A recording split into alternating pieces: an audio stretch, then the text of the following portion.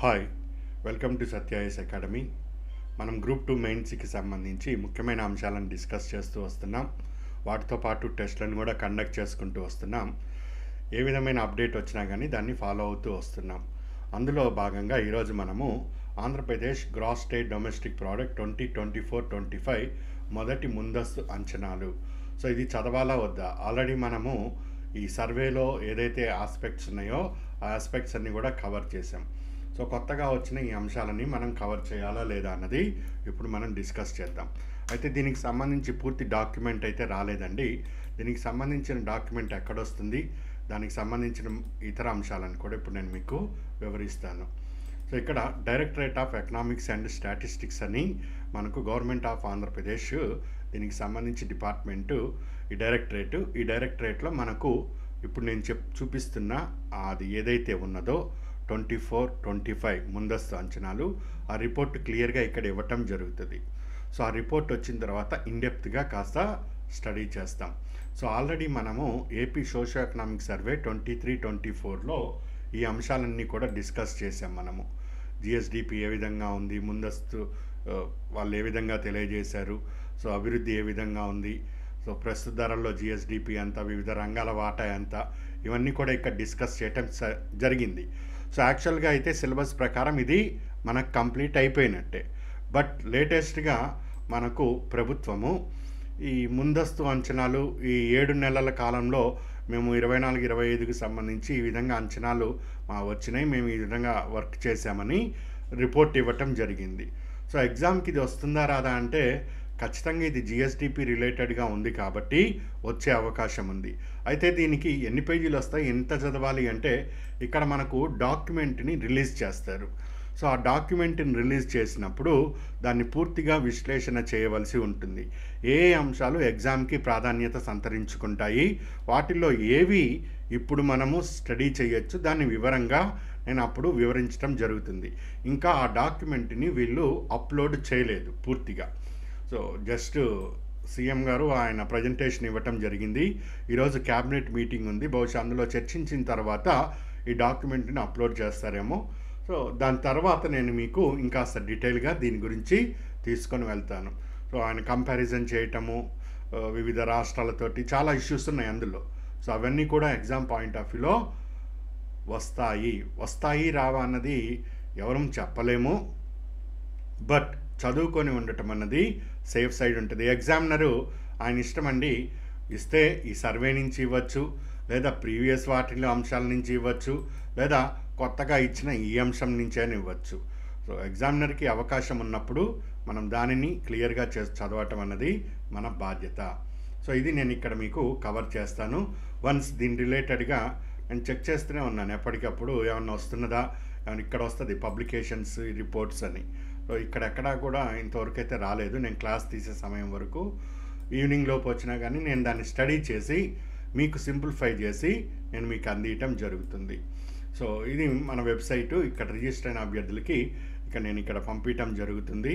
Already నేను మీకు AP ఎకానమీకి సంబంధించి ఈ స్వర్ణాంధ్ర 24-47 దీనికి సంబంధించిన ముఖ్యమైన అంశాలు ఇవన్నీ కూడా పంపించటం జరిగింది. సో ముఖ్యమైన టార్గెట్లు అవన్నీ కూడా, దాంతోపాటు పూర్తి స్థాయి రిపోర్ట్ ఇది మొత్తం 232 పేజెస్ ఉంటుందండి. పూర్తి స్థాయి రిపోర్ట్ ఇది స్వర్ణాంధ్రకి సంబంధించి. సో ఇప్పుడు మొత్తం మనము ఈ 232 పేజీలు అయితే ఇప్పుడు పేజ్ టు పేజ్ చదవలేము. కానీ ఇందులో ఉండే కన్సెన్సస్ మొత్తం ఇంపార్టెంట్ ఇష్యూస్ అన్నీ కూడా ఇందులో ఇచ్చారు. సో ప్రస్తుతానికి దాన్ని కవర్ చేసుకోవటం జరిగింది. ఇందులో ఉండే కొన్ని ముఖ్యమైన అంశాలను కూడా నేను సేకరిస్తున్నాను. అవి కూడా వీలు చూసుకొని నేను మీకు పంపించటం జరుగుతుంది.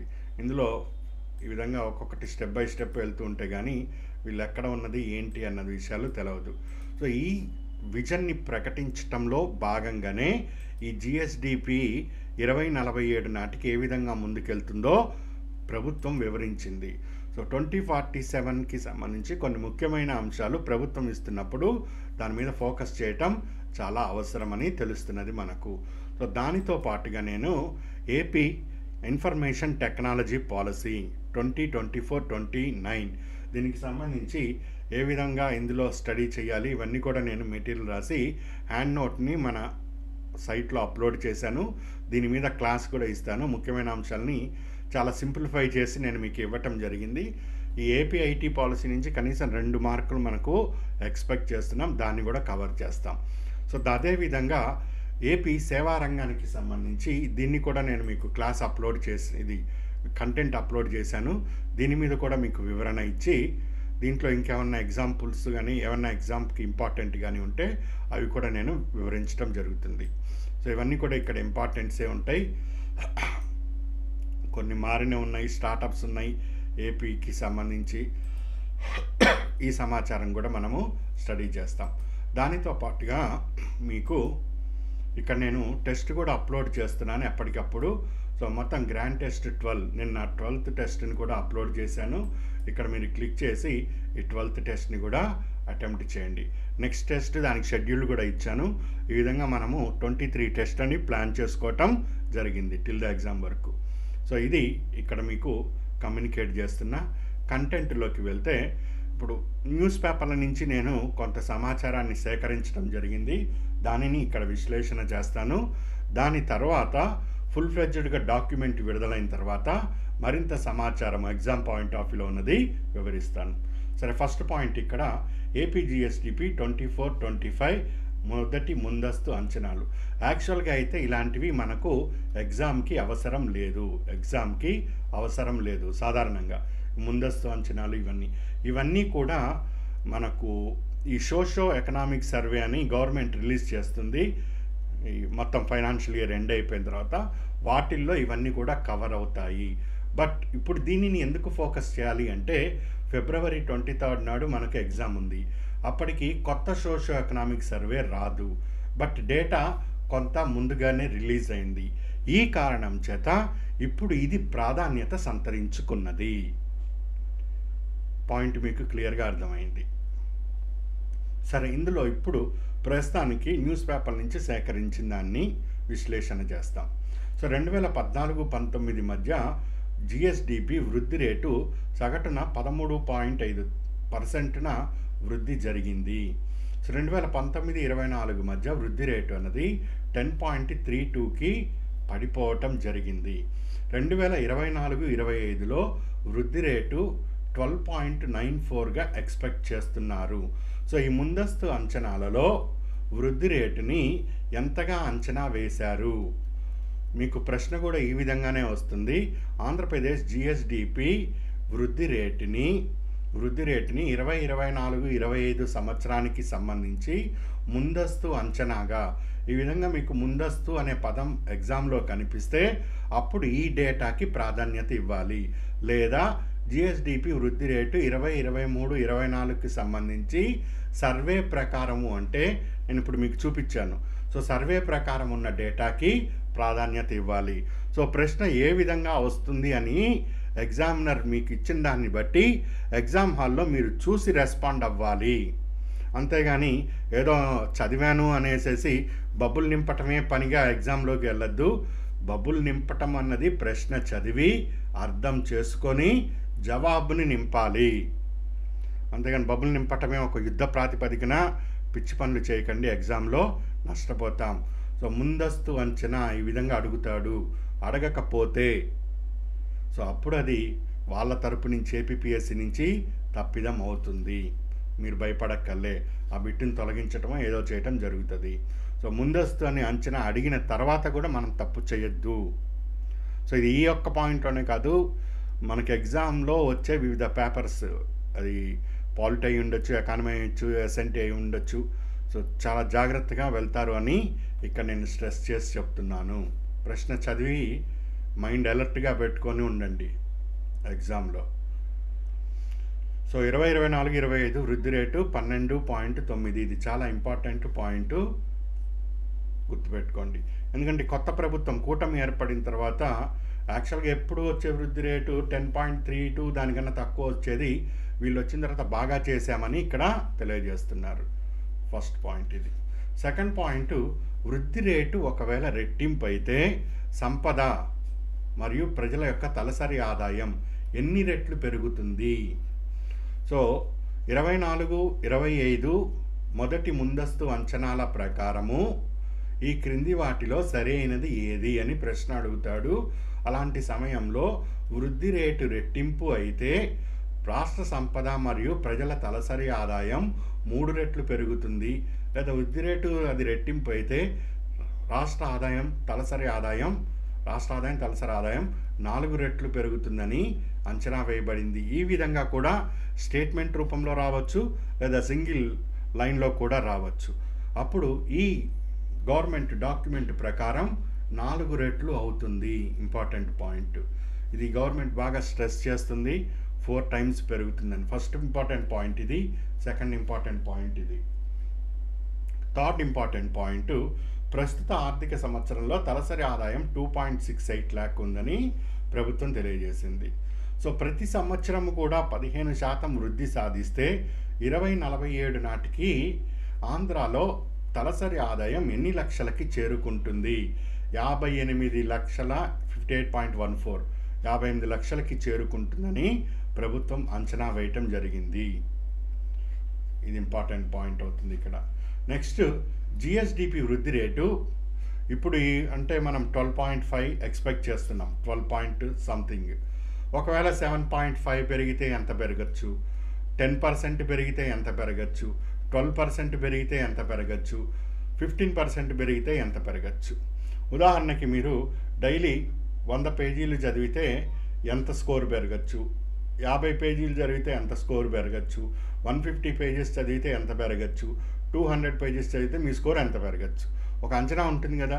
ఈ 100 పేజీల్లో నాకు 20 బిట్లు వస్తాయి, ఈ 50 పేజీల్లో నాకు 15 బిట్లు వస్తాయి. ఈ విధమైన అంచనా సేమ్ అటువంటిదే ఇక్కడ కూడా మనం ఇక్కడ తీసుకోవటం జరిగింది. ఆంధ్రప్రదేశ్ ప్రభుత్వం అధికారికంగా ఇచ్చింది.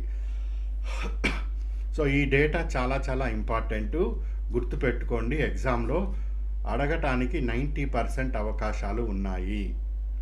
సో ఇప్పుడు మనము 2024-25లో ఉన్నాం. మనం ప్రతి సంవత్సరం కూడా 7.5% గ్రోత్ సాధిస్తే మన జిఎస్డిపి 2047 నాటికి 78 లక్షల కోట్లకి చేరుకుంటుంది. ట్రిలియన్స్లో ఇది. తలసరి ఆదాయము 13 లక్షలకి చేరుకుంటుంది. ప్రస్తుతం ఎంత ఉన్నాం? 2 లక్షల దగ్గర ఉన్నాము. సో అప్పుడు 2047కి 13%కి చేరుకుంటాం. డాలర్లలో ఇచ్చారు ఇది. ఇది కూడా ఇంపార్టెంటే. $10,000 ఉన్నది. అదే తలసరి ఆదాయం, ఇది వృద్ధి రేటు అన్నది 7.5 కాదండి, నేను ఇంకా చదువుతాను, పెంచుతాను, 10%కి తీసుకొని వెళ్తా అంటే జిఎస్డిపి 130 లక్షల కోట్లకు అవుతుంది. లేదండి నేను ఇంకా చేయగలుగుతాను, 12.5 చేస్తాను, జిఎస్డిపిని పరిగెత్తిస్తాను అంటే అబ్బో ఇంకేంది, జిఎస్డిపి నీకు 214 lakh crore రూపీస్కి చేరుకుంటుంది. అదేం లేదు, అసలు నేను పొద్దున రాత్రి కష్టపడతాను, నా జిఎస్డిపిని నేను ప్రతి సంవత్సరం కూడా 15% పైకి తీసుకొని వెళ్ళగలుగుతాను అంటే 2047 నాటికి 347 lakh crore రూపీస్కి ఆంధ్రప్రదేశ్ సంపద పెరుగుతుంది. ప్రస్తుతము భారతదేశంది, ప్రస్తుతం యాజ్ ఆన్ డేట్ భారతదేశం యొక్క జీడిపి సుమారు 300 లక్షల కోట్లు. సో 2024-25లో ఉన్న భారతదేశం యొక్క పూర్తి సంపద మనము 2047 నాటికి ఒక్క రాష్ట్రంలోనే సంపాదిస్తాము.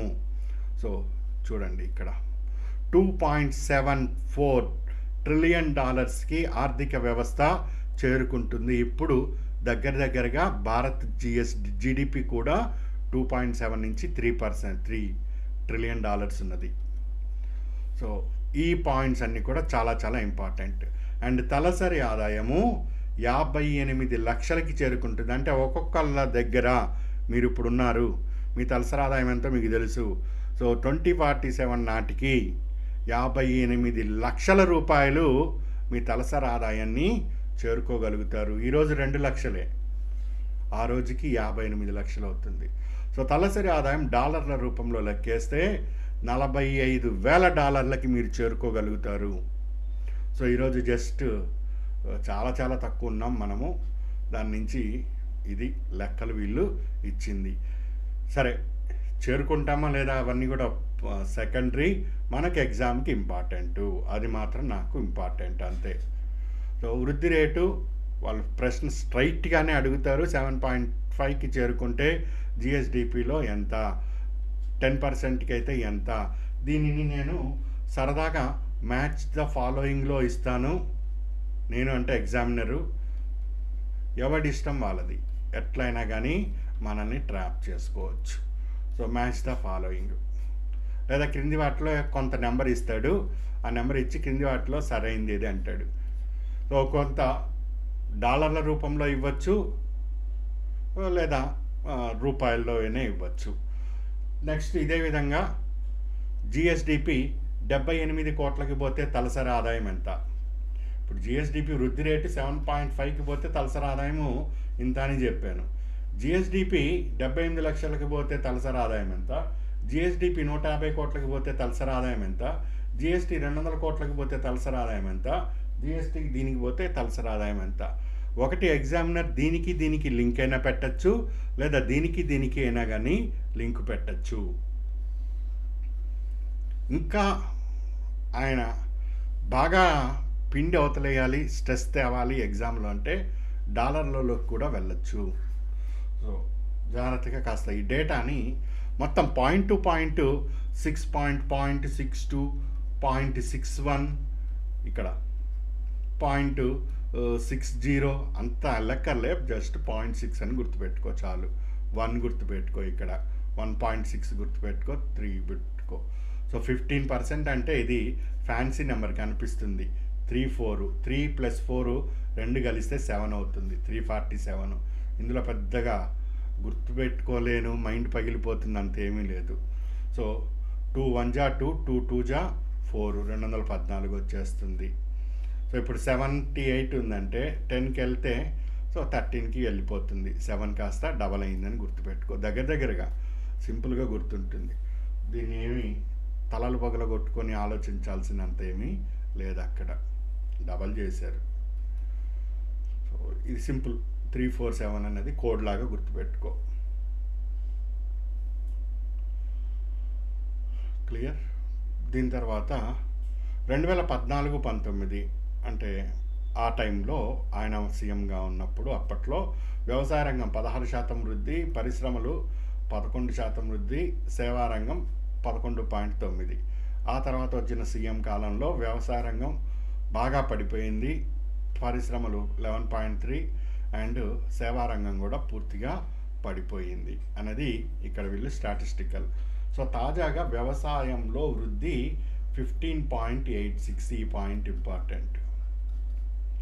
సో గతంలో ఎంత ఉన్నది, 10% ఉన్నది, ఇప్పుడు ఎంత ఉన్నది 15.86% ఉంది. ఇక్కడ నీకు డౌట్ వస్తుంది, సార్ ఇది 2019 నుంచి 24 యావరేజ్ 10% కదండి, ఇక్కడ జస్ట్ నువ్వు 7 మంత్స్కే నువ్వు 15.86 అని తీసుకున్నావు కదా అంటే, అవును, ఇక్కడ 5 సంవత్సరాలకి యావరేజ్ 10%, ఇక్కడ 7 మంత్స్కి 15% మనం చేరుకున్నాము. డేటాలో ఎలాంటి తప్పు లేదు, ప్రశ్నను కూడా అదేవిధంగా చదివి వెళ్తావు. ఎప్పుడైతే నువ్వు పొలిటికల్ యాంగిల్ని దీంట్లోకి తీసుకొని వస్తావో అప్పుడే ఈ ప్రశ్న నీకు అర్థం కాకుండా బిడ్డ తప్పు చేస్తావు.